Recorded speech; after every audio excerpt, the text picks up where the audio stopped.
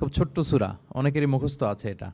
এই সূরাগুলো আমাদের নিয়ম করে সময় করে মুখস্থ করা লাগে না, এগুলো এমনি মুখস্থ হয়ে যায় শুনতে শুনতে।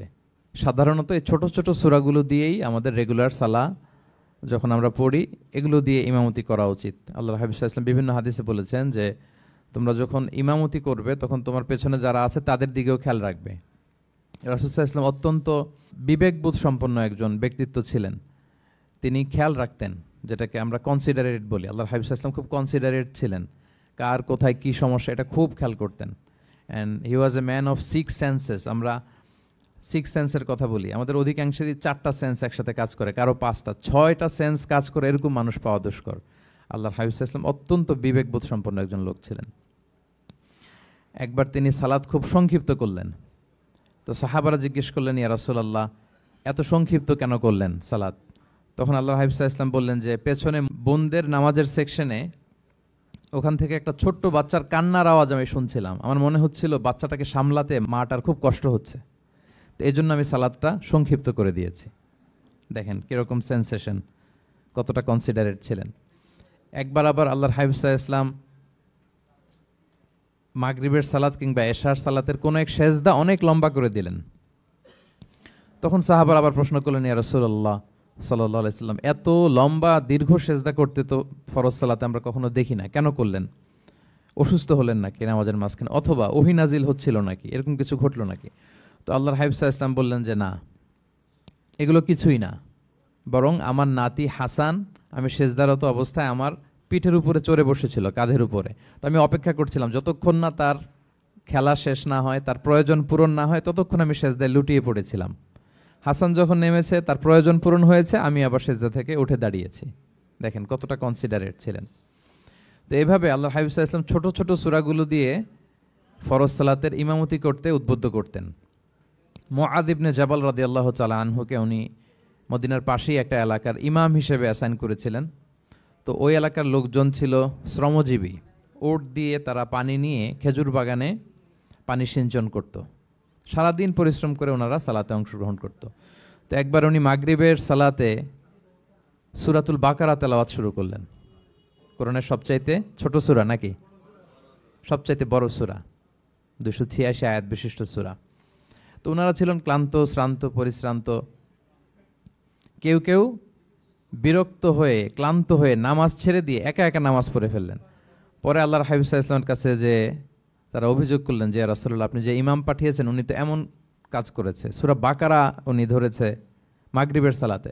রাসূল সাল্লাল্লাহু আলাইহি ওয়াসাল্লাম খুবই ক্ষিপ্ত হলেন, রাগান্বিত হলেন এবং মুআয ইবনে জাবাল রাদিয়াল্লাহু তাআলা আনহুকে ডেকে পাঠালেন। ডেকে তিনি বললেন, আফাত্তানুন আনতা ইয়া মুআয। লিটারালি ফাত্তান শব্দটা ব্যবহার করেছেন যে, মুআয তুমি কি সমাজে ফিতনা ছড়াচ্ছ? তোমাকে পাঠালাম ইমাম হিসেবে, সেখানে তালিম দিবে, তারবিয়া দিবে, ঐক্য ধরে রাখবে, তুমি কি ফিতনা ছড়াচ্ছ সমাজে? তুমি কি ওয়াদ-দুহা ওয়াল-লাইলি ইযা সাজা এরকম সূরাগুলো পারো না? সাব্বিহ ইসমা রাব্বিকাল আ'লা এগুলো তোমার মুখস্থ নাই? ওয়াশ-শামসি ওয়া-দুহাহা এগুলো তোমার জানা নেই? তুমি এত লম্বা সূরা কেন ধরলে মাগরিবের সালাতে? তো তখন তিনি বললেন, যখন তুমি সালাতে ইমামতি করবে ফরজ সালাতে, তখন ছোট ছোট সূরা পড়বে, কেননা তোমার পেছনে অসুস্থ থাকতে পারে, তারপর বয়স্ক কোনো লোক থাকতে পারে, অথবা মুসাফির মসজিদের পাশ দিয়ে সফর করতেছিল, ভাবলো জামাত চলতেছে, জামাতটা ধরি, ঢুকেই যদি দেখে যে আপনি সূরা বাকারা তেলাওয়াত করতেছেন, তো তার জন্য তো কঠিন হয়ে যাবে কোপ আপ করা, কন্টিনিউ করা।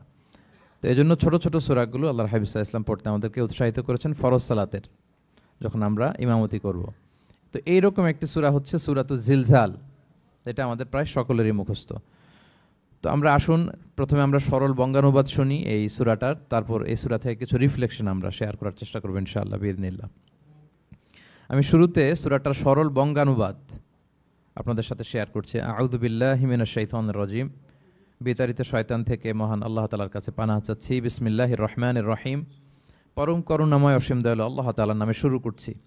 ইযা জুলজিলাতিল আরদু জিলজালাহা, যখন পৃথিবীকে ভয়ঙ্করভাবে প্রকম্পিত করা হবে। ওয়া আখরাজাতিল আরদু আথকালাহা, আর পৃথিবী তার ভেতরে থাকা সব ভারী বস্তুগুলোকে উদ্গীরণ করে দিবে, বের করে দিবে। ওয়া ক্বালাল ইনসানু মা লাহা, আর মানুষ বলবে এই পৃথিবীর কি হলো। ইয়াউমা ইযিন তুহাদ্দিসু আখবারাহা, সেদিন পৃথিবী তার সব খবর বলে দিবে। বিআন্না রাব্বাকা আওহা লাহা, কারণ তার রবই তাকে এমনটি করতে আদেশ করেছেন বা প্রত্যাদেশ দিয়েছেন। ইয়াউমা ইযিন ইয়াসদুরুন নাসু আশতাতান লিয়ারাউ আ'মালাহুম, সেদিন মানুষগুলো দলে দলে বের হবে যাতে করে তাদের আমলনামা তাদের কাছে পেশ করা যায়। ফামান ইয়া'মাল মিসকালা যাররাতিন খায়রান ইয়ারাহ, যে ব্যক্তি অনুপরিমাণ ভালো কাজ করেছে সেটা সে দেখতে পাবে।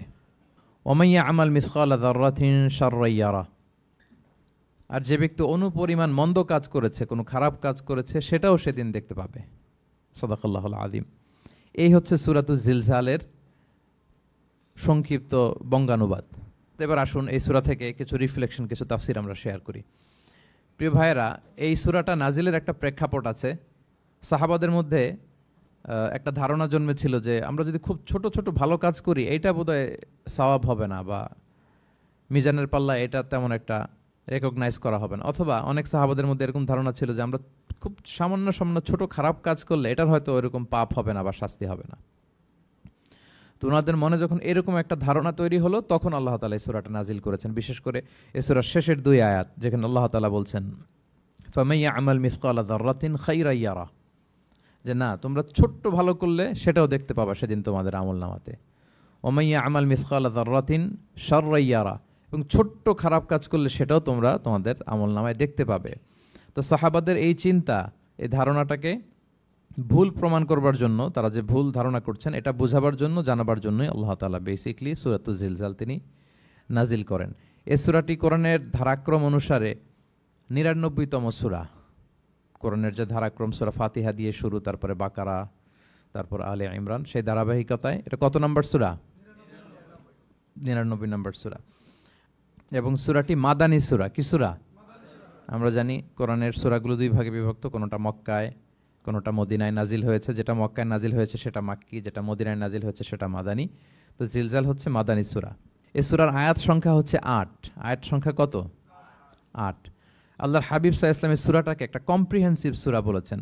জামে মানে সূরা, খুবই কম্প্রিহেন্সিভ। কম্প্রিহেন্সিভ মানে হচ্ছে ভেরি প্রিসাইজ ইন ওয়ার্ডিং, শব্দ কম, কথা কম, কিন্তু এটার আবেদন, এটার এক্সপ্লেনেশন অনেক বেশি, এরকম একটি সূরা। ছোট্ট অল্প কয়েকটি আয়াত দিয়ে সূরাটা আল্লাহ তাআলা নাজিল করেছেন, কিন্তু এটার আবেদন অনেক বেশি। এক বয়স্ক সাহাবী এসে আল্লাহর হাবিব সাল্লাল্লাহু আলাইহি ওয়াসাল্লামকে বলল, ইয়া রাসূলুল্লাহ, আপনি আমাকে কোরআনের একটা সূরা শিক্ষা দেন, কোন সূরা পড়ব?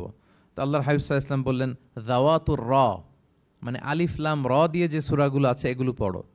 তো এই সাহাবী বলল, ইয়া রাসূলুল্লাহ, আমার বয়স বেশি, আমার জিহ্বা ভারী হয়ে গেছে, আমি এত বড় সূরা পারবো না, অন্য কিছু বলেন। তো আল্লাহর হাবিব সাল্লাল্লাহু আলাইহি ওয়াসাল্লাম বললেন, তাহলে যাওয়াতু হামিম, হামিম দিয়ে যে সূরাগুলো শুরু হয়েছে কোরআনে সেগুলো পড়ো। বলতেছে, ইয়া রাসূলুল্লাহ, এটাও পারবো না, আরো সহজ করে দেন। তো তখন আল্লাহর হাবিব সাল্লাল্লাহু আলাইহি ওয়াসাল্লাম বললেন, তাহলে আল মুসাব্বিহাত, মানে সাব্বাহা ইউসাব্বিহু দিয়ে যেই সূরাগুলো শুরু হয়েছে তুমি এগুলো পড়ো। ওই সাহাবী বলে, এটাও কঠিন হয়ে যায় আমার জন্য। তখন আল্লাহর হাবিব সাল্লাল্লাহু আলাইহি ওয়াসাল্লাম বললেন যে, তাহলে কি চাও? বলতেছে, আমাকে একটা জামে মানে সূরা শিক্ষা দেন, মানে এমন একটা কম্প্রিহেন্সিভ সূরা শিক্ষা দেন যে এটা শিখলে আমার হেদায়েতের জন্য যথেষ্ট হয়ে যাবে। তখন আল্লাহর হাবিব সাল্লাল্লাহু আলাইহি ওয়াসাল্লাম বললেন, তাহলে তুমি পড়ো ইযা যুলজিলাতিল আরদু জিলজালাহা ওয়া আখরাজাতিল আরদু আথকালাহা ওয়া ক্বালাল ইনসানু মা লাহা। তুমি সূরাতুল জিলজাল তেলাওয়াত করো। তখন থেকেই সাহাবী এই সূরাতুল জিলজাল তেলাওয়াত আরম্ভ করলেন। উনি বললেন যে আমি আর বেশি কিছু পড়ব, শুধু এটাই পড়ব। সাহাবাদের মধ্যে অনেকের এরকম খুব সহজ সরল মানসিকতা ছিল। তো উনি বললেন যে এটাই পড়ব। তো রাসূল সাল্লাল্লাহু আলাইহি ওয়াসাল্লাম বললেন যে কোনো সফল ব্যক্তিকে যদি কেউ দেখতে চায় তাহলে এর দিকে তাকাও, দেখো কত সহজ সরল, কত চমৎকারভাবে সে এই বার্তাটা গ্রহণ করেছে যে আমি জীবনে শুধু এটাই পড়ব। তো সূরাতুল জিলজাল হচ্ছে একটা কম্প্রিহেন্সিভ সূরা, সূরাতুন জামিআ। এটা হচ্ছে সূরার একটা ফজিলত, এটা আমরা জানলাম। আবার আল্লাহর হাবিব সাল্লাল্লাহু আলাইহি ওয়াসাল্লাম এই সূরাকে কোরআনের অর্ধেক বলেছেন। আল্লাহর হাবিব সাল্লাল্লাহু আলাইহি ওয়াসাল্লাম ইরশাদ করেছেন, ইযা যুলজিলাতিল আরদু তা'দিলু নিসফাল কোরআন। সূরাতুল জিলজাল এটা কোরআনের অর্ধেক, কোরআনের অর্ধেক।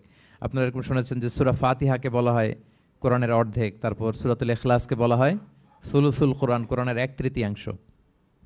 তো এটার অর্ধেক বলার কারণ হচ্ছে কোরআনে অর্ধেক বলা হয়েছে দুনিয়ার কথা, অর্ধেক বলা হয়েছে আখিরাতের কথা, পরজগতের কথা, লাইফ আফটার ডেথের কথা। তো যেহেতু এই সূরাটা আখিরাতকে কাভার করে, তাই সেজন্য কেমন যেন এই সূরাটা পুরো কোরআনের অর্ধেক। আল্লাহ তাআলা আমাদেরকে, আমরা যখন আল্লাহর কাছে কল্যাণ কামনা করি, আল্লাহ বলেছেন এইভাবে বলো, রব্বানা আতিনা ফিদ দুনিয়া হাসানা ওয়া ফিল আখিরাতি হাসানা ওয়া কিনা আযাবান্নার। হে আল্লাহ, আপনি দুনিয়ার কল্যাণ আমাদেরকে দান করেন, পরজগতের কল্যাণ দান করেন, আমাদেরকে আগুনের শাস্তি থেকে রক্ষা করেন। তাহলে দুনিয়া আখিরাত দুইটার কম্বিনেশনে। সো সূরা জিলজাল যেহেতু আখিরাতকে কভার করে, তাহলে এটা কোরআনের অর্ধেক। এটা কি কোরআনের অর্ধেক? তা'দিলু নিসফাল কোরআন। সূরাতুজ জিলজাল তা'দিলু নিসফাল কোরআন, এটা কোরআনের অর্ধেক। তাহলে দুইটা আমরা ফজিলত বা ভার্চু জানতে পারলাম এই সূরার। এক নম্বর হচ্ছে এটা একটা কম্প্রিহেন্সিভ সূরা, কম্প্রিহেন্সিভ সূরা। দুই নম্বর জানতে পারলাম এটা কোরআনের অর্ধেক, নিসফুল কোরআন। আচ্ছা, এবার আমরা সূরার তাফসিরে চলে যাই। আল্লাহ তাআলা ইরশাদ করছেন, ইযা যুলজিলাতিল আরদু জিলজালাহা, যখন এই পৃথিবীটাকে প্রকম্পিত করা হবে। প্রিয় ভাইরা, বেসিকলি এই 8 আয়াত বিশিষ্ট সূরাটার মধ্যে আমরা দুইটা ভাগ করতে পারি। প্রথম 5 আয়াতে আল্লাহ তাআলা কিয়ামতের বিভীষিকাময় পরিস্থিতির একটা চিত্রায়ন এখানে এনেছেন, পিকচারাইজ করেছেন যে কিয়ামতের যে সময়টা হবে এটা কেমন হবে, এটা আল্লাহ তাআলা চিত্রায়িত করেছেন। সূরাকে মনোযোগ দিয়ে যদি আপনি পড়েন, অনুধাবন করেন, মনে হবে যে কিয়ামতের চিত্রটা আপনার চোখের সামনে ভেসে উঠেছে। তো 8 আয়াত বিশিষ্ট এই সূরার প্রথম 5 আয়াতে আল্লাহ তাআলা তিনি কিয়ামতের বিভীষিকাময় পরিস্থিতির একটা বর্ণনা হাজির করেছেন।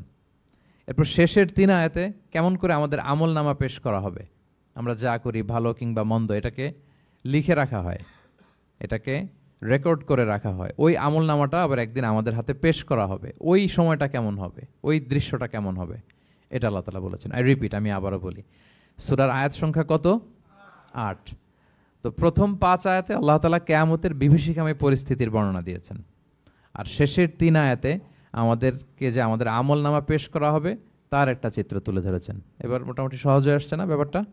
আচ্ছা, তো প্রথম 5 আয়াতে আল্লাহ তাআলা কিয়ামতের চিত্রায়িত কিভাবে কেমন করে করলেন, চিত্র হাজির করলেন। আল্লাহ বললেন যে ইযা যুলজিলাতিল আরদু জিলজালাহা, যখন পৃথিবীকে ভয়ঙ্করভাবে প্রকম্পিত করা হবে, পুরো পৃথিবীটাকে একটা ঝাঁকুনি দেয়া হবে। এই সূরার নামই হচ্ছে ঝাঁকুনি দেওয়ার সূরা, ঝাঁকুনি। জিলজাল মানে হচ্ছে শেকিং, আর্থকোয়েক, ভূমিকম্প, ভূকম্পন। ভূমিকম্পের সাথে পরিচিত না সবাই? এক্সপিরিয়েন্স হয়েছে কারো ভূমিকম্প? নাকি ঘুমায় থাকার সময় হয়? সব সময় হয়েছে? হ্যাঁ, মাঝে মাঝে আমরা এক্সপিরিয়েন্স করি আর্থকোয়েক, ভূকম্পন। পৃথিবী কেঁপে ওঠে, এটা একটা ন্যাচারাল ফেনোমেনা। পৃথিবীর মাটির নিচে অনেক কিছু থাকে, এগুলো নড়ে চড়ে উঠলে পৃথিবীটাও কেঁপে ওঠে। নানা কারণে এই ভূকম্পনটা হয়। পৃথিবীর ভেতরে অনেকগুলো শিলার স্তর আছে। আমরা যেরকম মাটি দেখি, পুরো পৃথিবীটা জুড়েই কিন্তু এরকম মাটি নয়, অনেক শিলা আছে, রূপান্তরিত শিলা, পাললিক শিলা, আগ্নেয়গিরির শিলা। এই শিলাগুলোর মধ্যে ডিসপ্লেস হলে পৃথিবী কেঁপে ওঠে। আবার পৃথিবীর ভেতরে আগুন আছে, গ্যাস আছে, এই গ্যাসগুলো যখন মুভ করে তখন পৃথিবীর উপরে কেঁপে ওঠে। একটাকে হাইপোসেন্টার বলে, আরেকটাকে ইপোসেন্টার বলে। হাইপোসেন্টার মানে পৃথিবীর ভেতরের অংশটাকে বলে হাইপোসেন্টার, আর ভূপৃষ্ঠের এটাকে বলে ইপোসেন্টার। ওই হাইপোসেন্টারে যদি কোনো ঝড় হয়, উপরে এই প্রকম্পিত হয়। এটাকে আমরা ভূকম্পন বা ভূমিকম্প হিসেবে দেখি পৃথিবীতে। তো এই পৃথিবীতে অনেক বড় বড় ভূমিকম্প আমরা দেখেছি। জাপানে, আমার গত বছর একটা সফর ছিল জাপানে, তো ওই সকাল বিকেল ভূমিকম্প হয়। এখানে তো আমরা 6 মাস 1 বছর ভূমিকম্প দেখি, ওখানে সকালে বিকেলে একটু একটু করে কাঁপতেছে। এর কারণ হচ্ছে ওইটা এমন একটা এলাকায় পড়েছে, প্যাসিফিক ফায়ার রিংস বলে, একটা প্লেটের উপর, 7টা ট্যাকটনিক প্লেটের উপর আল্লাহ তাআলা পৃথিবীকে সেট করেছেন। ওই ট্যাকটনিক প্লেটগুলো যদি একটার সাথে একটা ঘর্ষণ হয়, অনেক এনার্জি রিডিউস করে, ওইখান থেকে পৃথিবীর উপরে এরকম ভাইব্রেশন শুরু হয়, এই প্রকম্পনটা শুরু হয়। তো জাপানের বিভিন্ন সময় আমরা বড় বড় ভূমিকম্পের কথা শুনেছি। ওদের কান্টো সিটি আছে একটা, অনেক বড় ভূমিকম্প হয়েছিল 1920 সালে, লাখখানেক লোক মারা গিয়েছে। আপনাদের সুনামির কথা মনে থাকবার কথা, সুনামির কথা মনে আছে? কত সালে? 2004 সালে। এই ভূমিকম্পে পুরো একটা মহাদেশ কেঁপে উঠেছিল, দ্য এন্টায়ার এশিয়া, পুরো এশিয়াটা কেঁপে উঠেছিল। এটাকে আন্ডারসি মেগাথার্স্ট আর্থকোয়েক বলে। এত ভয়ঙ্কর ভূমিকম্প হয়েছে যে পুরো, মাঝে মাঝে ভূমিকম্পে তো 1-2টা দেশ আক্রান্ত হয়, এটা পুরো একটা মহাদেশ কেঁপে উঠেছিল। ওই ভূমিকম্পের কারণে ইন্দোনেশিয়াতে প্রায় 2.5 লাখ লোক মারা গিয়েছে, 2.5 লক্ষ। বান্দা আছে সুমাত্রাতে। হাইতিতে একবার একটা ভূমিকম্প হয়েছে, আর অনেক আগে, লক্ষ লক্ষ লোক মারা গিয়েছে। তো এই যে ভূকম্পন, ভূমিকম্প, এর নামে আল্লাহ তাআলা বেসিকলি এই সূরাটা দিয়েছেন। তবে পৃথিবীবাসী যেই ভূকম্পন এক্সপিরিয়েন্স করেছে, কিয়ামতের সময় যে ভূমিকম্প হবে ওটা কি ওই রকম হবে? হ্যাঁ, ওটা ভয়ঙ্কর ভূমিকম্প হবে, মারাত্মক ভূমিকম্প। আল্লাহ তাআলা বলছেন, ইয়া আইয়ুহান নাসু তাকু রাব্বাকুম ইন্না জালজালাতাস সাআতি শাইউন আযীম। হে মানুষেরা, তোমরা আল্লাহকে ভয় করো আর তোমরা জেনে রাখো কিয়ামতের যে ভূমিকম্পটা হবে সেটা শাইউন আযীম। আযীম শব্দটা আল্লাহ যে কোনো জায়গায় ব্যবহার করেন না, যেটা খুব ভয়ঙ্কর হয়, মাত্রাতিরিক্ত, লিমিট ছাড়িয়ে যায়, ওটার ক্ষেত্রে আল্লাহ তাআলা আযীম বলেন। আল্লাহর হাবিব সাল্লাল্লাহু আলাইহি ইসলামের আচরণ, ওনার ক্যারেক্টারিস্টিক্স বলতে যে আল্লাহ এই শব্দ ব্যবহার করেছেন, ওয়া ইন্নাকা লাআলা খুলুকিন আযীম। নবী হে, আপনি সুমহান চরিত্রের উপর প্রতিষ্ঠিত, মানে এই চরিত্রের মধ্যে দাগ ফেলতে পারে এরকম কেউ নেই। সো আযীম শব্দটা কোরআনের যত জায়গায় ব্যবহার করেছেন, আল্লাহ নিজের ক্ষেত্রে বলেছেন সূরা আয়াতুল কুরসির শেষে, ওয়া হুয়াল আলিয়ুল আযীম, তিনি হচ্ছেন আলী এবং আযীম, সুমহান। তো কিয়ামতের এই ভূকম্পনের ক্ষেত্রে আল্লাহ তাআলা এই আযীম শব্দটা ব্যবহার করেছেন, ইন্না জালজালাতাস সাআতি শাইউন আযীম। এটা মারাত্মক হবে সেদিনকার ভূমিকম্প, সাধারণ ভূমিকম্প নয়। ইযা রুজ্জাতিল আরদু রাজ্জা ওয়া বুসাতিল জিবালু বাসসা, পুরো পৃথিবীটা একসাথে কেঁপে উঠবে, পাহাড়গুলো ভেঙে চুরে তছনছ হয়ে যাবে। এটা হবে বেসিকলি যখন ইসরাফিল আলাইহিস সালাম উনি ট্রাম্পিটে ফুৎকার দিবেন, হুইসেল দিবেন সিঙ্গার মধ্যে, নুফিখা ফিস সূর, সূরের মধ্যে যখন তিনি ফুৎকার দিবেন। আপনারা ইসরাফিল আলাইহিস সালামের একজন ফেরেশতা, ওনার নাম শুনেছেন না? হ্যাঁ, one of the major angels, major একজন ফেরেশতা। আল্লাহ তাআলা ওনাকে সৃষ্টিই করেছেন এই বিশাল হুইসেলে একটা ফুৎকার দেওয়ার জন্য, আর কোনো কাজ নাই, ওনার অ্যাসাইনমেন্ট এই একটাই। সৃষ্টির পর থেকে আজ অবধি বিশাল হুইসেলটা নিয়ে আল্লাহর আরশের দিকে তিনি তাকিয়ে আছেন, অপলক নেত্রে, পলকও ফেলেন না চোখের, যে কখন আল্লাহ তাআলা অর্ডার করবেন, করার সাথে সাথে ফুৎকার দিবেন তিনি, আবার না দেরি হয়ে যায়, আবার না আল্লাহর আদেশ পালনে কোনো গাফলতি হয়ে যায়। সৃষ্টির পর থেকে ওনার একটাই অ্যাসাইনমেন্ট, এই বিশাল সুর ট্রাম্পিট নিয়ে হুইসেল দেওয়ার জন্য আল্লাহর আরশের দিকে তাকিয়ে আছেন। যে মুহূর্তে আমরা এখন কথা শুনছি এখনও তাকিয়ে আছেন উনি। 3টা ফুৎকার দেওয়ার জন্য আল্লাহ তাআলা ওনাকে সৃষ্টি করেছেন। প্রথম ফুৎকারটাকে বলে নাফখাতুল ফাজা, যে ফুৎকারের সাথে সাথে মানুষগুলো তটস্থ হয়ে যাবে, পৃথিবীর মানুষ তটস্থ হয়ে যাবে। যখন তটস্থ হবে তখন কি অবস্থা হবে সেটাই আল্লাহ তাআলা এই সূরার প্রথম আয়াতে বললেন, যে ইদা জুলজিলাতিল আরদু জিলজালাহা, যখন পুরো পৃথিবীকে প্রকম্পিত করা হবে মারাত্মকভাবে। ইসরাফিল আলাইহিস সালাম প্রথম যে ফুৎকারটা দিবেন তখন পুরো পৃথিবী কেঁপে উঠবে, মারাত্মকভাবে কেঁপে উঠবে। তারপরের যে ফুৎকার দিবেন তখন সব মরে যাবে, আমরা পৃথিবীতে কেউই বেঁচে থাকবো না, তখন মানুষ মরে যাবে, জিন জাতি মরে যাবে, সমস্ত ফেরেশতারাও মরে যাবে। যেই ফেরেশতা মালাকুল মাউত, যিনি মৃত্যুর ফেরেশতা, যার মাধ্যমে আল্লাহ তাআলা মৃত্যু ঘটিয়ে থাকেন, তারও মৃত্যু ঘটবে। সে আল্লাহ তাআলার কাছে বলবে, আল্লাহ, পৃথিবীর সবাই মরেছে, আপনার আদেশ অনুযায়ী মানুষ, জিন, ইবলিস সবাইকে আমি মৃত্যু দিয়েছি, তাদের রূহ কবজ করেছি, এখন কি হবে? আল্লাহ তাআলা বলবেন, এখন তুমি মরবে, মুতিয়া মালাকুল মাউত, এখন তুমি মরো। মালাকুল মাউত তখন মারা যাবে। এত ভয়ঙ্কর একটা চিৎকার দিয়ে মালাকুল মাউত জগৎ থেকে বিদায় নিবে। আল্লাহর হাবিব সাল্লাল্লাহু আলাইহি ওয়াসাল্লাম বলেন, ওই ভয়ঙ্কর চিৎকার যদি পৃথিবীবাসী শুনতে পেত তাহলে আলাদা করে ইসরাফিলের সিঙ্গার ফুৎকার দেওয়ার প্রয়োজন হতো না, প্রতিটা মানুষ তাদের কানের পর্দা ফেটে মুহূর্তেই লাশ হয়ে পড়ে যেত। মালাকুল মাউত মরে যাবে, তখন মহাবিশ্বে আর কেউ থাকবে না একটা সত্তা ছাড়া। তিনি কে?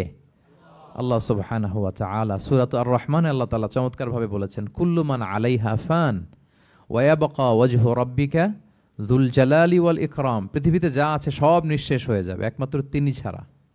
তিনি হচ্ছেন অব্যয়, অক্ষয়, অবিনশ্বর, চিরঞ্জীব, শাশ্বত। এরপর কেউ যখন থাকবে না, আল্লাহ তাআলা ইসরাফিল আলাইহিস সালামকে আবার জীবিত করবেন, তখন তিনি সর্বশেষ হুইসেলটা দিবেন, আবার জীবিত হয়ে তিনি লাস্ট 3 নম্বর হুইসেলটা দিবেন। লাস্ট হুইসেলটা যখন দেয়া হবে তখন জমিন থেকে সব মৃত লাশগুলো আবার জীবিত হয়ে দাঁড়াতে শুরু করবে। মিনহা খালাকনাকুম ওয়া ফিহা নুঈদুকুম ওয়া মিনহা নুখরিজুকুম তারাতান উখরা, মাটি থেকে বানিয়েছি, মাটির কবরে তোমাদের পাঠিয়েছি, আবার মাটি থেকে তোমাদেরকে উত্থিত করা, আবার সবাই উঠবে। এই 3টা হুইসেল দেওয়ার জন্য আল্লাহ তাআলা সাইয়েদনা ইসরাফিল আলাইহিস সালামকে সৃষ্টি করেছেন। তো ওনার প্রথম হুইসেল দেওয়ার পরে কি অবস্থা হবে, কি রিঅ্যাকশন হবে, ওইটা আল্লাহ তাআলা সূরাতুল জিলজালের প্রথম আয়াতে বললেন, ইযা জুলজিলাতিল আরদু জিলজালাহা, যখন পুরো পৃথিবীটা প্রকম্পিত হবে, মারাত্মকভাবে প্রকম্পিত হবে। ওয়া আখরাজাতিল আরদু আসকালাহা, আর যখন জমিন তার ভেতরে থাকা ভারী বস্তুগুলোকে উদ্গীরণ করে দেবে, বমি করে বের করে দেবে, ভমিটিং করবে বা নিক্ষেপ করবে। পৃথিবীর ভেতরে কি আছে? তাফসিরে এসেছে আল মাউথা ওয়াল কুনুজ, অর্থাৎ মৃত ডেড বডিগুলো। সেই আদম আলাইহিস সালামের সময় থেকে শুরু করে কিয়ামত পর্যন্ত পৃথিবী সব ডেড বডিগুলোকে ধারণ করে তার ভেতরে, তাই না? জীবিতদেরকে ভূপৃষ্ঠ উপরে ধারণ করে, আর মৃতদেরকে জমিন তার পেটের ভেতরে ধারণ করে। তো আখরাজাতিল আরদু আফখালাহা, জমিন ভারী বস্তুগুলোকে উদ্গীরণ করবে, তাহলে সব ডেড বডিগুলোকে তখন বের করে দিবে। আর কুনুজ যত আছে, মিনারেলস, যত খনিজ পদার্থ আছে পৃথিবীর ভেতরে, স্বর্ণ, যত মিনারেল আছে, ইউরেনিয়াম থেকে শুরু করে যত গ্যাস আছে, প্লাটিনাম আছে, যা আছে, আগুন, অগ্নিকুণ্ড, সব কিছু জমিন বের করে দিবে। মারাত্মক এক বিস্ফোরণের মধ্য দিয়ে জমিন সব কিছু উদ্গীরণ করে বের করে দিবে। তাহলে দেখেন, কিছুটা সামহাও আপনাদের সামনে চিত্রায়িত হচ্ছে না কিয়ামতটা কেমন হবে? যদি একটু কল্পনা করেন, যেভাবে আল্লাহ তাআলা বলছেন যে ইদা জুলজিলাতিল আরদু জিলজালাহা, পুরো পৃথিবীটা প্রকম্পিত হবে। ও আখরাজাতিল আরদু আফখালাহা, জমিন তার ভেতরের বস্তুগুলো বের করে দিবে, ভারী বস্তুগুলো, অর্থাৎ ডেড বডি এবং যত খনিজ পদার্থ আছে সেগুলো। ওয়াকাল আল ইনসানু মা লাহা, মানুষ বলবে পৃথিবীর হলো কি? What's happening? কি হচ্ছে? কি হলো পৃথিবীর? পৃথিবী এরকম কেন করতেছে? যে আয়াতটা বলেছিলাম যে ইন্না জালজালাতাস সাআতি শাইউন আযীম, সেখানে আল্লাহ তাআলা বলছেন ইয়াউমা তারাউনাহা তাযহালু কুল্লু মুরদিআতিন আম্মা আরদাআত ওয়া তাদউ কুল্লু যাতি হামলিন হামলাহা ওয়া তারান নাসা সুকারা ওয়া মা হুম বিসুকারা ওয়ালাকিন্না আযাবাল্লাহি শাদীদ। মানুষের ফার্স্ট রিয়াকশন কি হবে এই আর্থকোয়েকের পরে? এই আয়াতে চমৎকারভাবে আল্লাহ তাআলা বলছেন। আল্লাহ বলছেন যে পরিস্থিতিটা এত ভয়ঙ্কর হবে, কারণ এরকম ভূকম্পন তো পৃথিবীবাসী দেখেনি। এত মারাত্মক ভূমিকম্প হবে যে দুধ খাওয়াচ্ছে এরকম মা তার দুধের বাচ্চার কথা ভুলে যাবে। আল্লাহু আকবার। দেখেন এখানে উপমাটা কিরকম। সাধারণত দুধের বাচ্চার প্রতি মায়ের আলাদা একটা টেক কেয়ার থাকে, মানে তাকে রেখে এদিক সেদিক যায় না, গেলেও চোখে চোখে রাখে, বা কোথাও গেলে অন্যকে বলা যায় তুমি একটু দেখো। কি এরকম করে না? দুধের বাচ্চা তো সে খুবই ছোট বাচ্চা, তার আলাদা কেয়ারের প্রয়োজন হয়, এক্সট্রা কেয়ারের প্রয়োজন হয়। তো দুধ খাওয়ায় ব্রেস্ট ফিডিং মাদার কখনো তার বাচ্চাকে চোখের আড়াল করতে দেয় না বা চায় না। আল্লাহ বললেন যে তখন পরিস্থিতি এত ভয়ানক হবে যে নিজের দুধের বাচ্চার কথাই মা ভুলে যাবে। তারপর এখনো পরিপূর্ণ হয়নি পেটের ভেতরে বাচ্চা, এরকম মা যারা আছে গর্ভবতী, সাধারণত কয় মাস পরে বাচ্চা ডেলিভারি হয়? 8 মাস 9 মাস পরে। দেখা যাবে যে 2 মাসের বাচ্চা, এখনো ভ্রূণ, 3 মাসের বাচ্চা, 4 মাসের বাচ্চা। এই ভয়ঙ্কর পরিস্থিতির চোটে যত গর্ভবতী নারী আছে সব মুহূর্তে ডেলিভারি করে দেবে, মুহূর্তে, ইনস্ট্যান্ট। ও দাতু হামলিন হামলাহা, যত মা আছে গর্ভবতী সবাই, প্রেগনেন্ট মহিলারা মুহূর্তে ডেলিভারি করে দেবে, প্রি ম্যাচিউরড বেবি। কেউ ভ্রূণ, কেউ 3 মাসের, কেউ 4 মাসের বাচ্চাগুলো ডেলিভারি হয়ে যাবে। মানুষগুলো পঙ্গপালের মতো দৌড়াতে থাকবে, বিক্ষিপ্ত পতঙ্গের মতো দৌড়াতে থাকবে মানুষ। আর বলবে ওয়াকাল আল ইনসানু মা লাহা, মানুষ তখন, মানুষের ফার্স্ট রিয়াকশন হবে যে মা লাহা, কি হলো? What's happening? কি হচ্ছে? কিছুই বুঝতে পারতেছি না। মা লাহা, পৃথিবীর কি হলো? ইয়াউমা ইদিন তুহাদ্দিসু আখবারাহা, সেদিন পৃথিবী সব কিছু বর্ণনা করে দিবে, সব বয়ান দিয়ে দিবে। আমরা এই পৃথিবীর উপরে জমিনে যা করি সব কিন্তু পৃথিবীর মধ্যে রেকর্ডেড থাকে। জমিন সেদিন বয়ান দিবে, সেদিন আসলে সব কিছুই বয়ান দিবে। জমিন বয়ান দিবে, হাত পা সাক্ষী দিবে। যেখানে মানুষ যে সমস্ত জিনিসের মাধ্যমে, যেই টুলসগুলোর মাধ্যমে পাপ করেছে, অন্যায় করেছে, সব কিছু সেদিন সাক্ষী দিবে। আর সব সাক্ষীর বড় সাক্ষী হবে সেদিন এই জমিন। জমিন হবে সেদিন রাত সাক্ষী। জমিন হবে কি সাক্ষী? রাত সাক্ষী। ইয়াউমা ইদিন তুহাদ্দিসু আখবারাহা, আল্লাহ জমিনকে বলবে এবার তুমি পাপের বয়ান দাও। রাত সাক্ষী হয়ে তুমি বয়ান দাও, কি কি ঘটেছে তোমার উপরে। কারণ আমরা যত পাপই করি না কেন, যত কাজই করি না কেন, সব জমিনের উপরই করি, তাই না? তো জমিন সেদিন বয়ান দিবে, সাক্ষী দিবে। ইয়াউমা ইদিন তুহাদ্দিসু আখবারাহা। জমিন কিভাবে সাক্ষী দিবে, জমিন কিভাবে কথা বলবে? আল্লাহ তাআলা বলছেন বিআন্না রাব্বাকা আওহা লাহা, কারণ তার রব জমিনকে সেদিন কি করেছে? আদেশ করেছে, প্রত্যাদেশ করেছে। আল্লাহ তাআলার আদেশে জমিন সেদিন কথা বলবার সুযোগ পাবে, সব বয়ান দিবে, কি কি হয়েছে জমিনের ভেতর, কি কি অন্যায় হয়েছে, কি কি পাপ হয়েছে, কি কি সংগঠিত হয়েছে, সব ধরে ধরে জমিন সেদিন বর্ণনা করবে। তাহলে প্রথম 5টা আয়াত আমরা বলে ফেললাম, যে প্রথম 5টা আয়াতে কিয়ামতের বিভীষিকামী পরিস্থিতির একটা পিকচারাইজেশন পাইছেন আপনারা? ভয় লাগতেছে আপনাদের? ভয় লাগতেছে? সেদিনকার পরিস্থিতি কেমন হবে খুব সংক্ষিপ্ত পরিসরে একটা বর্ণনা আমাদের সামনে আসছে না, এই 5 আয়াতে চলে আসছে। কিন্তু ভয়ঙ্কর হবে সেই দিনটা, কেউ কাউকে চিনবে না। ইয়াউমা ইয়াফিরুল মারউ মিন আখিহি ওয়া উম্মিহি ওয়া আবিহি ওয়া সাহিবাতিহি ওয়া বানিহি লিকুল্লি ইমরিইম মিনহুম ইয়াউমা ইযিন শা'নুন ইউগনি। ভাই ভাইকে দেখে পালাবে, পরিচয় দিবে না। বন্ধু বন্ধুকে দেখে পালাবে, স্বামী স্ত্রীকে দেখে পালাবে, প্রিয়তমা স্ত্রীকে পরিচয় দিবে না, কলেজের টুকরা সন্তানকে পরিচয়, কেউ কাউকে চিনবে না। সবাই নাফসি নাফসি, সবাই নাফসি নাফসি। কোনো পোশাক ছাড়া বস্ত্রহীন হয়ে উঠবে। আম্মা জান আয়েশা রাদিয়াল্লাহু তাআলা আনহা বিষ্ণু ইসলামকে বলবেন, ইয়া রাসূলুল্লাহ, তাহলে মানুষ কি লজ্জিত হবে না বস্ত্রহীন অবস্থায় উঠলে? তখন রাসূল সাল্লাল্লাহু আলাইহি ওয়াসাল্লাম বললেন, লিকুল্লি ইমরিইম মিনহুম ইয়াউমা ইযিন শা'নুন ইউগনি। প্রত্যেকের এমন একটা ভয়ঙ্কর অবস্থা হবে যে তার গায়ে কাপড় আছে কি নাই, সে কিরকম অবস্থায় আছে এটাই সে ভুলে যাবে। মানে ওই টেন্ডেন্সি তার থাকবে না, এত ভয়ঙ্কর হবে সেদিনটা। সেই ভয়ঙ্করতম দিনে আল্লাহ তাআলা আমাদেরকে হেফাজত করুক। আল্লাহর হাবিব সাল্লাল্লাহু আলাইহি ওয়াসাল্লাম বলেছেন, সে ভয়ঙ্করতম দিনে আল্লাহর সুশীতল আরশের নিচে 7 শ্রেণীর লোকজন ছায়া পাবে। ওই 7 শ্রেণীর অন্তর্ভুক্ত যেন আমরা হতে পারি, আল্লাহ তৌফিক দান করুক। সম্মানিত ভাইয়েরা, তাহলে সূরা জিলজালের 8 আয়াত বিশিষ্ট সূরার প্রথম 5 আয়াত আমরা কভার করলাম। আমরা বলেছি যে প্রথম 5 আয়াতে আল্লাহ তাআলা কিয়ামতের বিভীষিকাময় পরিস্থিতির বর্ণনা দিয়েছেন, সেটা গেল। পরের 3 আয়াতে কি নিয়ে আলোচনা করা হয়েছে বলেন তো দেখি, মনে আছে কিনা? হ্যাঁ, আমল কিভাবে পেশ করা হবে, আমল নামা, সেটা নিয়ে আল্লাহ তাআলা বলেছেন। আল্লাহ তাআলা শুরু করছেন, আল্লাহ বলছেন যে ইয়াউমা ইযি ইয়াসদুরুন নাসু আশতাতা, সেদিন মানুষগুলো দলে দলে বের হবে, দলে দলে এসে বের হবে। কেন? লিউরাউ আমালাহুম, যাতে করে তাদের আমল নামা তাদেরকে দেখানো যায়। তার মানে কি করেছি সেদিন আমল নামা আমরা দেখব। ইয়াউমা ইযি ইয়াসদুরুন নাসু আশতাতাল লিউরাউ আমালাহুম, যাতে করে তাদের আমল নামা তাদেরকে দেখানো যায়। তার মানে সেদিন আমরা আমাদের আমল নামা দেখব, কি করেছি না করেছি সব সেদিন সে আমল নামায় থাকবে। তো আমল নামাটা 2 ভাবে দেয়া হবে, হাদিসে এসেছে, কোরআনের আয়াতও এসেছে। নেককার লোকদের আমল নামা ডান হাতে দেয়া হবে, সামনের দিক থেকে।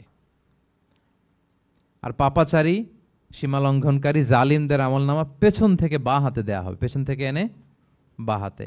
আর নেককারদের সামনে থেকে ডান হাতে। আল্লাহ তাআলা যেন আমাদেরকে ডান হাতে আমল নামা দান করেন।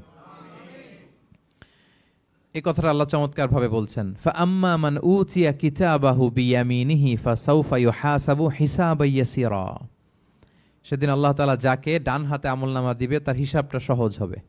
আল্লাহর হাবিব সাল্লাল্লাহু আলাইহি ওয়াসাল্লাম সব সময় এই দোয়াটা করতেন, আল্লাহুম্মা হাসিবিনা হিসাবান ইয়াসীরা। হে আল্লাহ, আপনি আমার হিসাবটাকে সহজ করেন, হে আল্লাহ, আপনি আমার হিসাবটাকে সহজ করেন। এই দোয়াটা আপনারাও পড়বেন, আল্লাহুম্মা হাসিবিনা হিসাবান ইয়াসীরা। দেখেন, আল্লাহর হাবিব সাল্লাল্লাহু আলাইহি ওয়াসাল্লামের ব্যাপারে বলা হয়েছে গফিরা লাহু মা তাকাদ্দামা মিন যামবিহি ওয়া মা তাআখার। আল্লাহর হাবিব সাল্লাল্লাহু আলাইহি ওয়াসাল্লামের আগের পরের সব গুনাহ মাফ। আদতে তো গুনাহই নাই, নিষ্পাপ ছিলেন তিনি, মাসুম। নবীরা হচ্ছেন মাসুম। তারপরেও আল্লাহর হাবিব সাল্লাল্লাহু আলাইহি ওয়াসাল্লাম এই দোয়াটা করতেন, আল্লাহুম্মা হাসিবিনা হিসাবান ইয়াসীরা। এরপরও তিনি এই দোয়াটা সবসময় করতেন। তাহাজ্জুদের সালাতে দাঁড়িয়ে থাকতে থাকতে ওনার পা ফুলে যেত।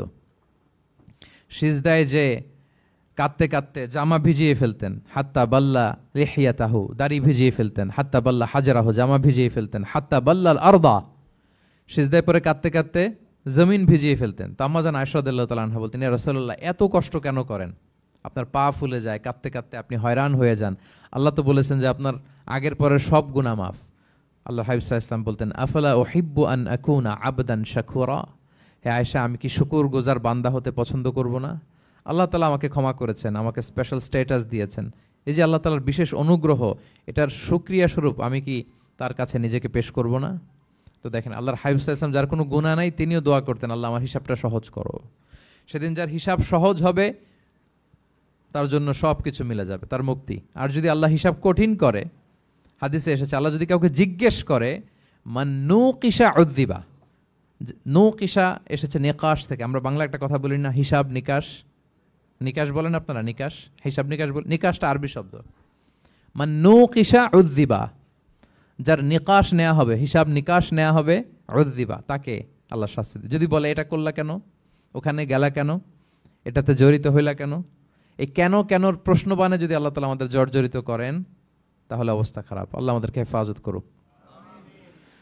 আর যাকে আল্লাহ তাআলা অনুগ্রহ করবেন, অনেক আল্লাহ তাআলা এইভাবে অনুগ্রহ করবেন, আল্লাহ বলবেন তুমি যে এই পাপটা করছিলা মনে আছে? তখন বান্দা বলবে আল্লাহ মনে আছে, আমি স্বীকৃতি দিচ্ছি, অ্যাকনোলেজ করছি আল্লাহ আমি পাপী, আল্লাহ আমি ভুল করে ফেলেছি। আল্লাহ বলবে এটা দুনিয়ার কেউ জানে না, আজকে আমিও জানাবো না কাউকে, যাও তুমি আমার এই ডান হাতের নিচ দিয়ে জান্নাতের ভেতরে ঢুকে যাও। আল্লাহুম্মা জাআলনা মিনহুম, আল্লাহুম্মা জাআলনা মিনহুম, আল্লাহুম্মা জাআলনা মিনহুম ইয়া রাব। আল্লাহ তুমি আমাদেরকে তাদের অন্তর্ভুক্ত করো, আমরা পড়ি আমিন। আল্লাহর হাবিব সাল্লাল্লাহু আলাইহি ওয়াসাল্লাম বলতেন আল্লাহুম্মা হাসিবিনা হিসাবান ইয়াসিরা, আল্লাহ আপনি আমাদের হিসাবকে সহজ করুন। ফাআম্মা মান উতিয়া কিতাবাহু বিয়ামিনিহি, তাহলে হিসাব সহজ হবে কাদের? যাদেরকে আল্লাহ কোন হাতে আমলনামা দিয়েছেন? ডান হাতে। ফাসাউফা ইউহাসাবু হিসাবান ইয়াসিরা, তাদেরকে সহজভাবে হিসাব নেওয়া হবে। ওয়ায়ানকালিবু ইলা আহলিহি মাসরুরা, তারা তাদের পরিবারের সাথে খুব আনন্দ উৎফুল্লতার সাথে মিলিত হবে। আর ওয়া আম্মা মান উতিয়া কিতাবাহু ওয়ারাআ যাহরি, আর যাদেরকে পেছন থেকে আমলনামা দেয়া হবে বা হাতে, ফাসাউফা ইয়াদউ সুবুরা, তারা মৃত্যু কামনা করবে, সেদিন মৃত্যু, ধ্বংস কামনা করবে, তারা নিজেদের ধ্বংস। ওয়ায়াসলা সাঈরা, আর তারাই জাহান্নামে অন্তর্ভুক্ত হবে, জাহান্নামে তারাই প্রবেশ করবে। বলে আয়াযু বিল্লাহ, নাউযু বিল্লাহ, আল্লাহ আমাদেরকে তুমি হেফাজত করো। তাহলে আমলনামার পর্বটা কেমন হবে? আল্লাহ বলছেন ইয়াউমা ইযি ইয়াসদুরুন নাসু আশতাত, দলে দলে মানুষ উঠবে, কবর থেকে আসবে, লিউরাউ আমালাহুম, যাতে করে তাদের আমলনামা তাদেরকে দেখানো হয়। আর আমলনামা কারো আসবে সামনে থেকে ডান হাতে, কারো আসবে, আমরা যেন ডান হাতে পাই নাকি? এই ফরিয়াদ, এই প্রার্থনা আমরা আল্লাহর কাছে করি। এবার আমলনামা পেয়ে গেলাম আমরা সবাই হাতে, এবার আল্লাহ তাআলা আমাদেরকে বলবেন তোমরাই একটু পড়ো তোমাদের আমলনামা। ইকরা ইকরা কিতাবাকা কাফা বিনাফসিকা আল-ইয়াউমা আলাইকা হাসিবা, পড়ো তোমার আমলনামা, হিসেবের জন্য তুমিই যথেষ্ট আজকে। ধরেন আজকে আপনার গণিত পরীক্ষা গেছে, ধরেন অঙ্ক পরীক্ষার পরে যার খুব কনফিডেন্স ভালো, ভালো গণিত জানে, সে আসলে আগে থেকেই জানে যে আমি 100তে 100, তার একটা নিজের হিসেব নিকেশ আছে না নাকি? হ্যাঁ। আর ধরেন যে যার গণিত মিলে নাই, পরীক্ষা ভালো হয় নাই, যে হচ্ছে খুব খারাপ ছাত্র, একেবারে লাড্ডু গুড্ডু মেরে আসছে, ও নিজেও জানে এটার ফল প্রকাশের জন্য এত ওয়েট করা লাগে না, তার একটা হিসাব নিকেশ আগে থেকে জানা আছে যে আমার দিয়ে তো কিছু হবে না, আমার অন্য চিন্তা করতে হবে। ফলাফল রেজাল্ট আসে নাই, কিন্তু সে নিজেও জানে যে সে 00 পাবে। আর যে গণিতে খুব ভালো, হ্যাঁ, সব তার গণিত মিলে গেছে, রেজাল্টের আগে থেকেই সে জানে যে আমার 100 থেকে 100 কেউ এটা থামাতে পারবে না। তো আমরা আসলে কে কি করেছি, আমাদের কি আমলনামা, সেদিন তো আমরা পাবো, কিন্তু তার আগে আমাদের নিজেদেরও একটা বন্দোবস্ত, হিসেব নিকেশ, বোঝাপড়া আছে না নাই বলেন? আমরা জানি আমরা কে কি করেছি আমরা জানি। আল্লাহ নিজেদেরকে তখন দায়িত্ব দিয়ে বলবেন ইকরা কিতাবাকা কাফা বিনাফসিকা আল-ইয়াউমা আলাইকা হাসিবা, পড়ো তোমার আমলনামা, ইকরা, পড়ো। এবার তুমি মার্কিং করো, তোমাকে আমি মার্কিং করার আগে তুমি একটু করো দেখি তুমি কি করেছো, তুমি একটু মার্কিং করো। তো আমলনামা পাওয়ার পরে আমাদের যে প্রতিক্রিয়া হবে সেটা আল্লাহ কোরআনে তুলে ধরেছেন। আল্লাহ তাআলা বলছেন যে মানুষ বলবে মালি হাযাল কিতাবি লা ইউগাদিরু সগীরাতান ওয়ালা কাবীরাতান ইল্লা আহসাহা, এটা কেমন আমলনামা, ছোট বড় কোনো কিছু মিসিং হয় না এখানে। আল্লাহু আকবার, কিছু মিস হয় নাই। অনেক কিছু আপনারও মনে নাই, কিন্তু দেখার পরে মনে হবে। ধরেন ঠিক এই মুহূর্তে গত বছর রমাদানের এই দিনে আমরা কোথায় ইফতারি করছিলাম, হুট করে জিজ্ঞেস করলে আমি বলতে পারবো? বলতে পারবেন আপনি?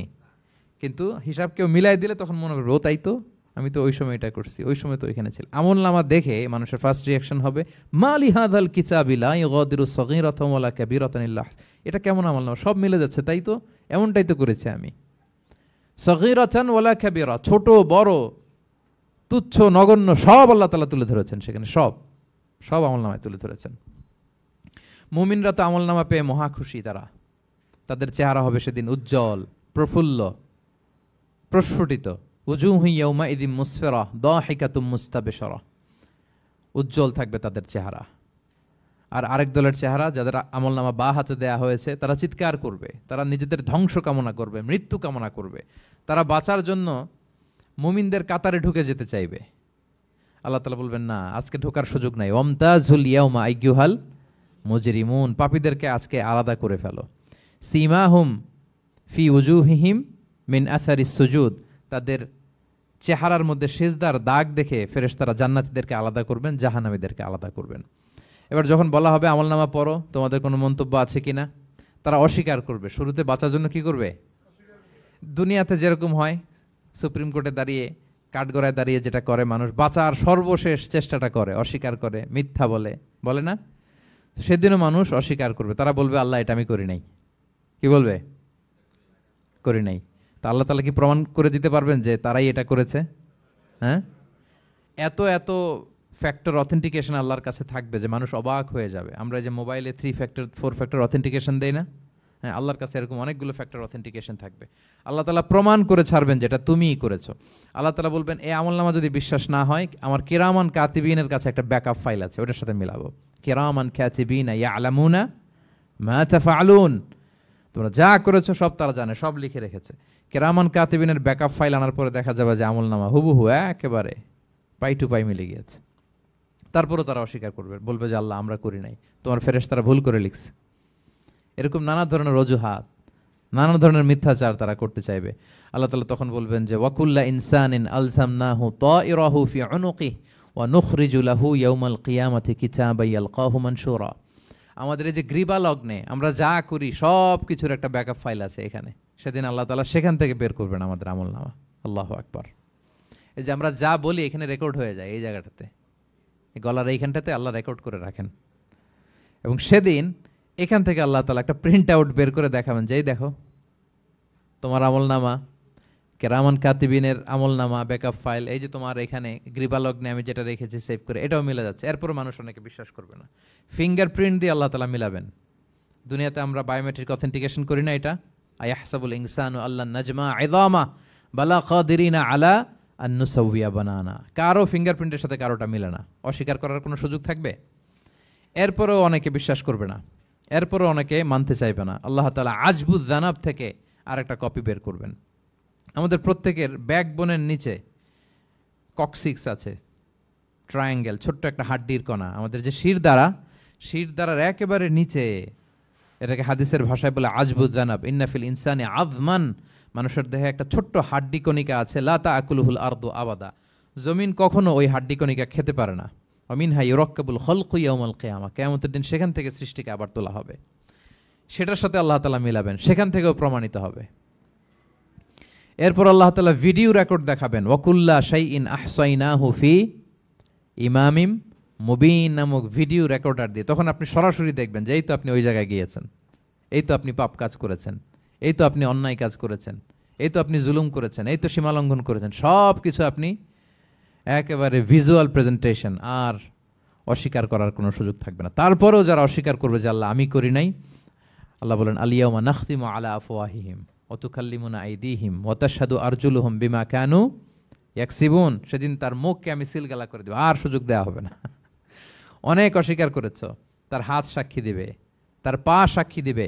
সেদিন আল্লাহ তাআলা প্রমাণ করেই ছাড়বেন যে এই পাপ তুমি করেছো। তাহলে আমলনামা কিভাবে আল্লাহ দিবেন?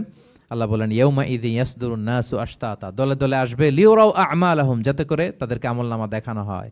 ফামাইয়া আমাল মিসকালা যাররাতিন খাইরান ইয়ারা, অনুপরিমাণ ভালো করেছো তো সেটা তুমি দেখতে পাবে, অনুপরিমাণ খারাপ করেছো তো সেটাও তুমি দেখতে পাবে। যাররা মানে হচ্ছে অণু, অ্যাটম, বস্তুর ক্ষুদ্রতম একক, একেবারে অণুর কথা আল্লাহ তাআলা বলেন যে একেবারে ছোট্ট কাজ সেটাও তুমি দেখতে পাবে, ছোট্ট খারাপ কাজ সেটাও দেখতে পাবে। আমরা অনেক সময় ছোটখাটো জিনিসগুলোকে গুরুত্ব দেই না।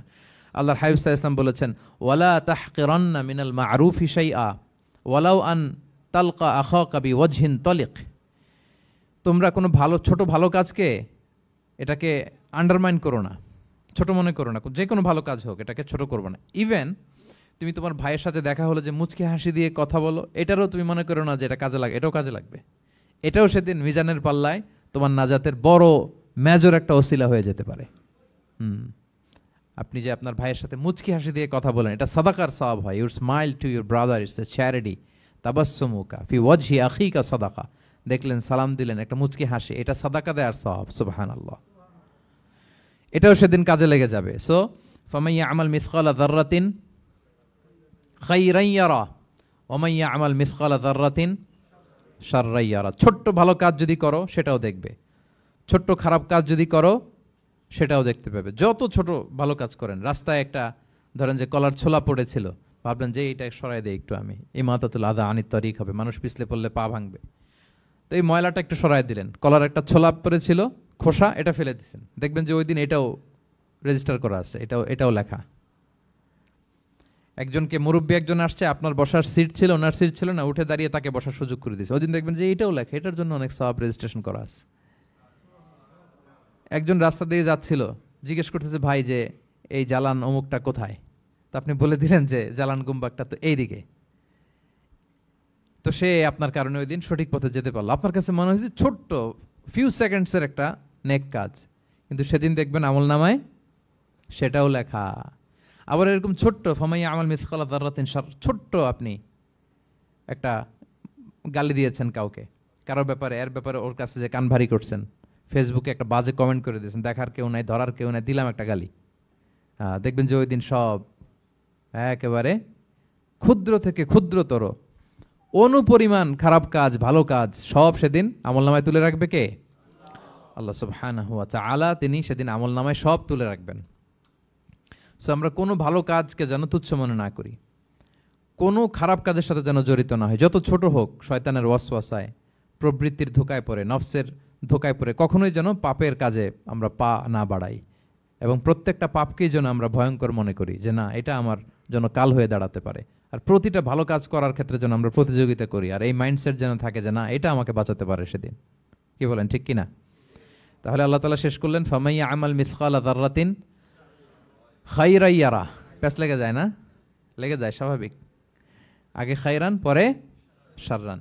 অনুপরিমাণ ভালো করলে সেটাও সে সেদিন কি পাবে, অনুপরিমাণ খারাপ করলেও পাবে। দেখেন, এটা একটা আশা জায়গা নিয়েছে আমাদের, কিন্তু হোপফুল করে, তাই না? আমরা অনেক সময় এমন হয় যে ভালো কাজ করছি, কেউ দেখে নাই। হ্যাঁ, আপনি এই আয়াতটা খেয়াল করবেন যে না, কেউ দেখে নাই, কিন্তু দেখেছে কে? আল্লাহ দেখেছেন, উনি দেখলেই চলবে, আমার আমল নামা এটা ঠিকই থাকবে। কোনো এক কারণে সমাজের সবাই আপনাকে ভুল বুঝেছে, misunderstanding, everyone got you wrong, আসলে আপনি ঠিক ছিলেন। সবাই পরিস্থিতি, সামাজিক, এটা সেটা, এরকম হয় না যে সবাই ভুল বুঝতেছে, আসলে আপনি ঠিকই করছেন। সবাই ভুল বুঝুক, আপনার আমল নামায় সেটা ভালো কাজ হিসেবে লেখা থাকবে, ঠিক কিনা? অনেক সময় ঠকায় লোকজন, আমাদেরকে ঠকায় নানাভাবে, আমরা হয়তো তার সাথে পেরে উঠি না। মাঝে মাঝে কিছু ভিডিও আমি দেখি, এই আপেল বিক্রি করতেছে, কি অদ্ভুত ব্যবসায়ী, তো দেখাচ্ছে খুব ভালো ভালো আপেল, আপনারা দেখেছেন কিনা জানি না। সে আবার ওই পলিথিনের ভেতরে পচা নষ্ট আপেলগুলোর কয়েকটা প্যাকেট করে রাখে, তো আপনি বেছে বেছে যেই ভালো আপেলে দিবেন সেটাই সে নিয়ে প্যাকেটে দিয়ে দিচ্ছে। মাপটাপ করার পরে আপনি যখন টাকা বের করতেছেন বা অন্যমনস্ক, হুট করে সে ওই পচা আপেলের ওইটা, আপনার একই পলিথিন, একই ওজনের তার একটা হিসাব থাকে, ওইটা ধরাই দিচ্ছে। তা আপনি কোত্থেকে আপেল কিনছেন, বাসা হয়তো অনেক, বাসায় যেয়ে দেখেন সর্বনাশ, কি টসটসে পাকা আপেলগুলো বেছে বেছে দিলাম, এখন দেখি পচা। তো ওরে তো আর পাবেন না, ওরে আর ধরাও হইল না। আপনি ভাবছেন হিসাবটা এখানেই শেষ? হ্যাঁ, এখানেই শেষ না। Lot of unsettled issue yet to be settled, এরকম অনেক কিছু আছে দুনিয়াতে আপনি সেটেল করতে পারেন নাই, সেটেল হবে সেদিন। দ্য কনসেপ্ট অফ আখেরা যদি না থাকতো, this worldly life would be a joke. আখেরা বলে যদি কিছু না থাকতো, এই পৃথিবীটা আসলে একটা জোক ছিল, জোক। কেটে টুকরা টুকরা করে বস্তাবন্দি করে ফেলে রাখছে ডোবার মধ্যে, কেউ দেখে নাই, হদিস নাই, এটার সাক্ষীও পাওয়া, বিচারও হচ্ছে না। আর বিচারের যে দীর্ঘসূত্রিতা, আপনি ভাবছেন শেষ, এখানেই শেষ? Not that easy brother. একদিনে ঋণ তাকে শোধ করতে হবে। ফামাইয়া আমাল মিসকালা যাররাতিন খাইরান ইয়ারা ওমাইয়া আমাল মিসকালা যাররাতিন শাররান ইয়ারা। ছোট্ট ছোট্ট ভালো যেখানে আল্লাহ লিখে রাখবেন, এই বড় বড় লোক ঠকানো, জুলুম, অপরাধ, এগুলোর বিচার হবে না একদিন? বলেন, বিচার হবে। তাহলে কনসেপ্ট অফ আখেরা, এটা আমাদেরকে আশাবাদী করে। এই যে আমরা কেউ দাদা হারিয়েছি, বাবা হারিয়েছি, আমরা বিশ্বাসীরা আমরা হতাশ হই না, আমরা বিশ্বাস করি আমি তো আমার বাবাকে পাচ্ছি ওইখানে। তো ক্ষণিকের একটা সময়, দুনিয়ার জীবনটা কি ক্ষণিকের। দিস দুনিয়া কম্পেয়ার টু আখেরা ইজ নাথিং, অ্যাবসলিউটলি নাথিং। আখেরাতের তুলনায় এটা তো কিছুই না। আমার দাদাকে পাবো, বাবাকে পাবো, তার মানে আখেরা, কনসেপ্ট অফ আখেরা আমাদেরকে হোপফুল করে, আশাবাদী করে। দুনিয়াতে আমাকে ভুল বুঝেছে, মানুষ ঠকিয়েছে, আমি অনেক কিছুর বিচার পাই না, আমি সেদিন পাবো। তো আপনাকে হোপফুল করছে না, এটা আশাবাদী করছে না? আখেরাত আমাদেরকে কি করে?